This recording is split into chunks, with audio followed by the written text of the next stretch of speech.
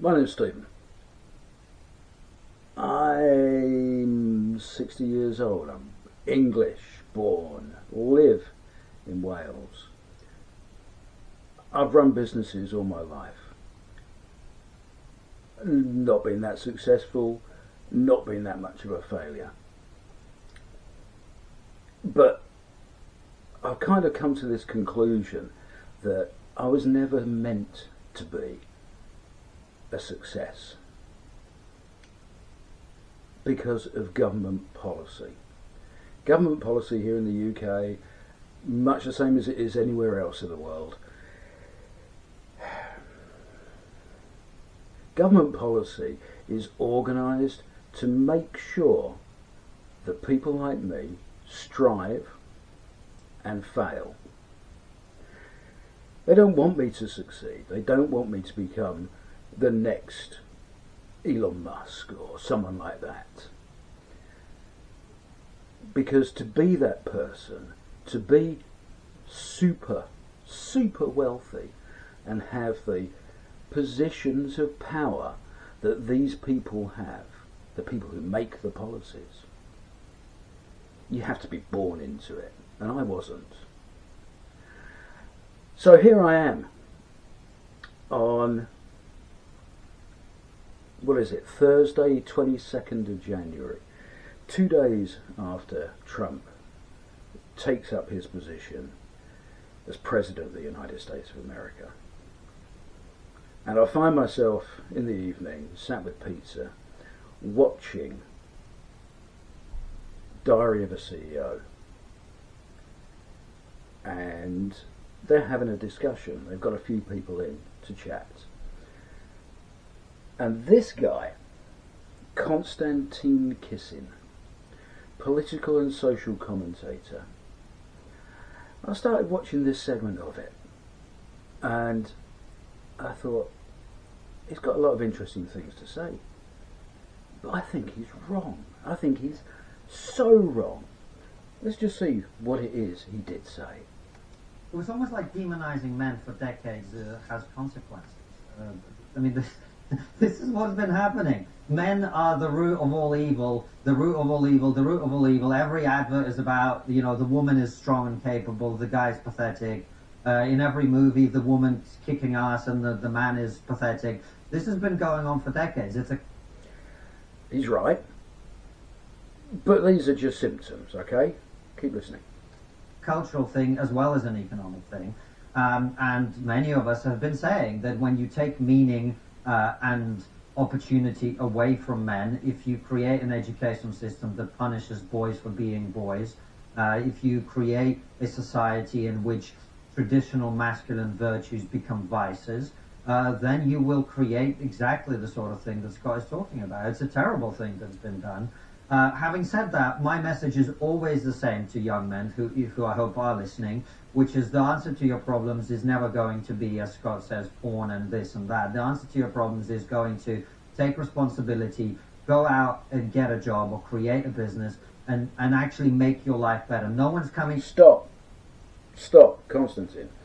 You've missed the point.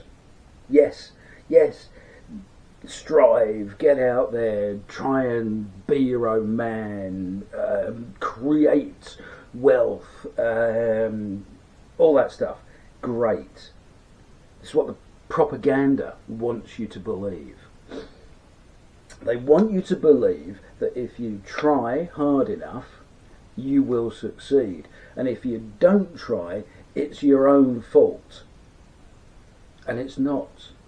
Because everything we experience in society is a product of government policy. Whether you're in the UK or in the US or anywhere else in the world, government policy is designed to keep you where you are. They've got you in that comfortable place where they can milk all those tax dollars or pounds from everything that you've earned and worked so hard for and move it up into their bank accounts. They, at the same time, they want you to believe that if you keep on working, you'll get the jam tomorrow. I don't believe it for a minute. It's Just listen a bit more. To save you, no one's coming to help you. There is no the sort of programs that we have for women where we sort of go, well, let's give them an opportunity here. None of that's happening for men. It's not going. That's very true. None of that is happening for men. What actually happens is the propaganda makes you believe that men should be strong and stand on their own and strive. But no bias towards helping men. In fact, as Konstantin has just said, the bias is there to help women in the workplace. Women succeed. Women should strive as much as men, and hopefully, if they do it, they'll also become wealthy one day. To happen, because for evolutionary reasons we just don't feel sorry for men the way that we do for women. That's the reality. I know it sucks, but the answer for men is going to be the answer that's always been the answer for men, which is for you to get off the sofa, to get off the couch and go out and actually do and create and build and find your own way through it, even if you have to acknowledge that the society you live in has been conditioned for quite a long time to think that you're a piece of shit because you happen to have the genital.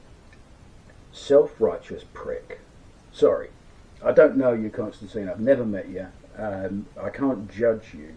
But I think just because you're sat there in a nice suit, being interviewed and being asked for your opinion, you political and social commentator, you think you are entitled to talk like that. But you're not. You're not actually considering the reality. Because the reality is that the government is designed to protect the wealth of the wealthy, whether they be liberal, conservative, Labour, Socialist, Democrat. It doesn't actually matter. They're all doing the same job. They're protecting the wealth of the wealthy. It talks about education. If you strive to educate your workforce, you might, if you're not careful, actually get them to a point where they can strive and achieve because they understand the game. But actually, the only people who get that education are the children of those who are already wealthy.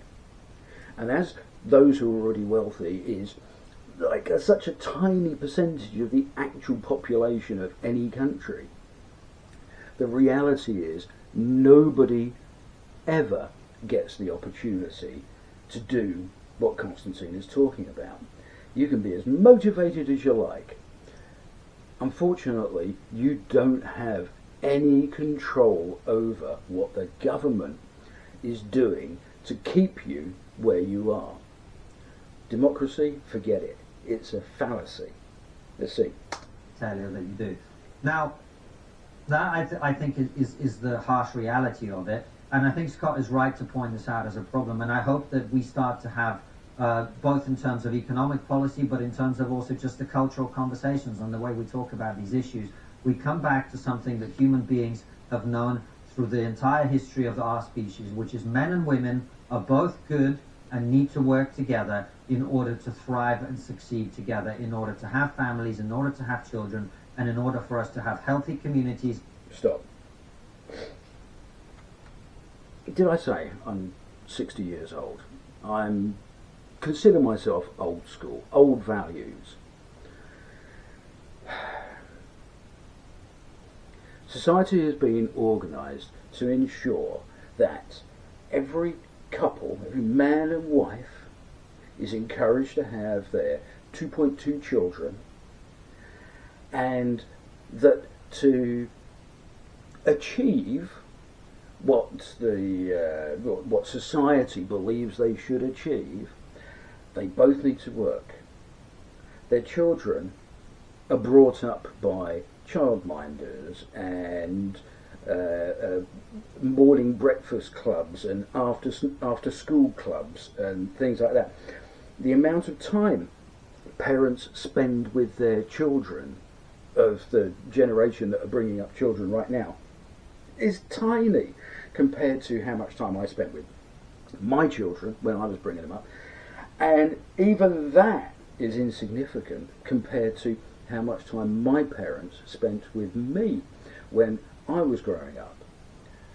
My mother did work. She worked from home. My father kind of worked. When I was a young parent in my late 20s, my wife was a teacher. She had a young career in teaching. She wanted to continue it. I could work from home, so I did. And I did the parenting from home. I spent enormous amounts of time with my children. But I look at my grandchildren now and I think those children hardly ever see their parents. Why is that? Is it because the parents feel they have to go out to work? What pressure is on them to do that? Well, realistically, the only pressure that's on them to go to work is the pressure that says they have to have a certain quality of life. And to achieve that, they need their 2 nearly new cars on the drive. They need their foreign holidays. They need their house that's too big for them. They need the widescreen TVs. Sorry, this is not an expensive TV. This was given to me. It cost me exactly nothing. That is the only reason I have a TV this big. And even then, it's about that thick and weighs a ton. So anybody who knows about TVs knows this is a very old TV. Sorry, I digress. All these things that this young generation of parents think they need, they only think they need it because society is engineered to make them feel that way. They need to own their home. Not that they ever do, of course, because they're mortgaged to the hilt and the home belongs to the bank in reality. They need a large income, so they both work, because if they don't, they can't support the lifestyle that they've entered into, they contracted to, and literally contracted to, because everything they own is subject to a contract.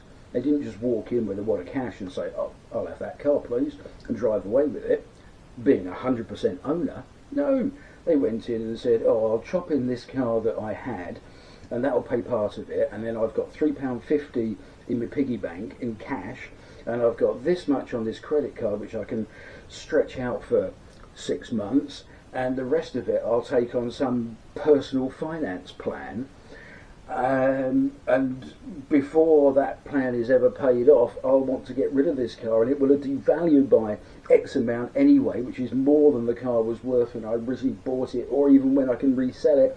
I'll never ever be able to pay that back." And in fact, that's just typical of the situation every young family who is pressured by society finds themselves in. They don't have any money. They can go out and spend money because they've got a credit rating. A fucking credit rating. Credit ratings are just there to convince you that you're allowed to borrow money, buy more things which depreciate at a higher rate than the money can be earned, and you just end up spending your whole life owing money to someone. Who do you owe the money to? You owe the money to the people who are already wealthy. Those people who are already wealthy are the same people who are sitting in government and on the boards of banks and the lenders and the house building companies and the shareholders in all the energy companies and things like that. They're the people who are designing the policies that get you tied into this style of life and then guarantee that any wealth and earning potential you have is moved straight up into their bank accounts.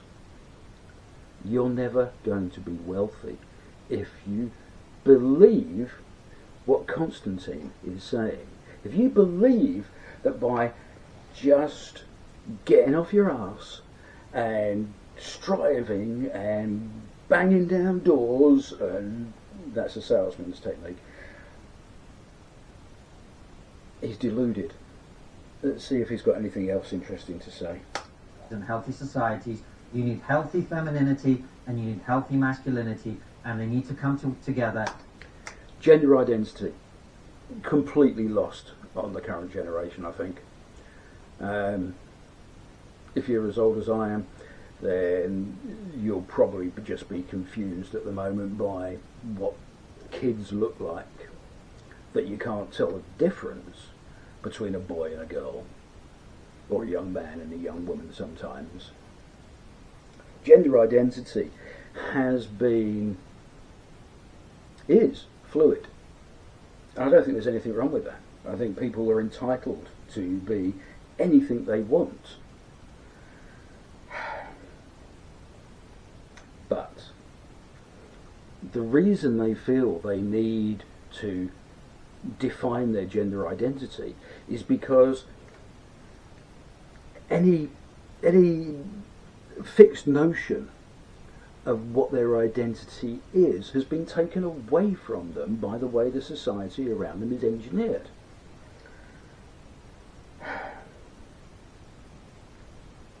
Carry on, Konstantin. And work together. That's what we're supposed to do. And these stupid gender wars and this idea that men as a group are this and women as a group are that, all of that just needs to end. I was watching last night. I agree with him. It does.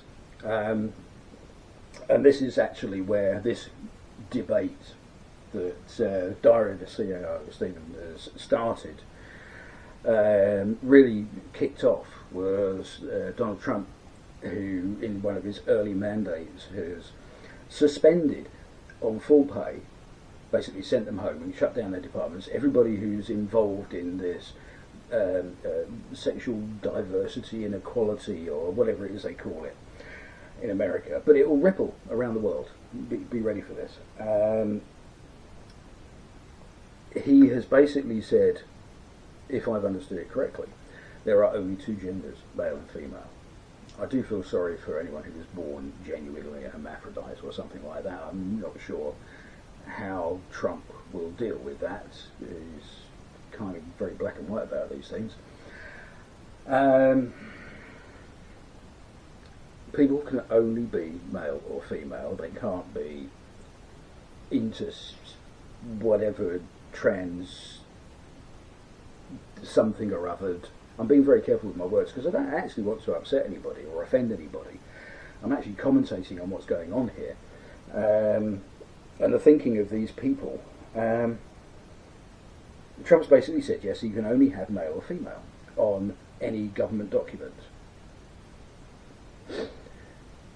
which implies that your birth certificates and all your documentation should only say male or female. The workplaces only need to cater for male and female. Those stupid long forms that you get where they say, please indicate your gender, will only have male or female on them in future instead of, I don't know, I prefer not to say, or I'm a derivative of a dog. I actually approve. In a very old-fashioned, and I am so sorry kind of way, because I do have a lot of sympathy with people who are confused about their gender and identity. Should I carry on talking, or am I risking upsetting so many people that you're going to be stalking me? I'll tell you what I'm going to do. I am actually going to cut here. I'm going to stop talking. I want you to tell me if I should come back to this discussion. If you're at all interested. If you're not, I don't care. I do care. I'm as confused as everybody else. I do care what you think. I wish to express myself. If you as my audience in some way resonate with what I'm saying, then please tell me. If you find what I'm saying offensive, please tell me, and tell me why, so that I can learn more about you. I'm Stephen, and that was Konstantin Kisin, political and social commentator, talking earlier today, 22nd of January, on Stephen's channel, Diary of a CEO.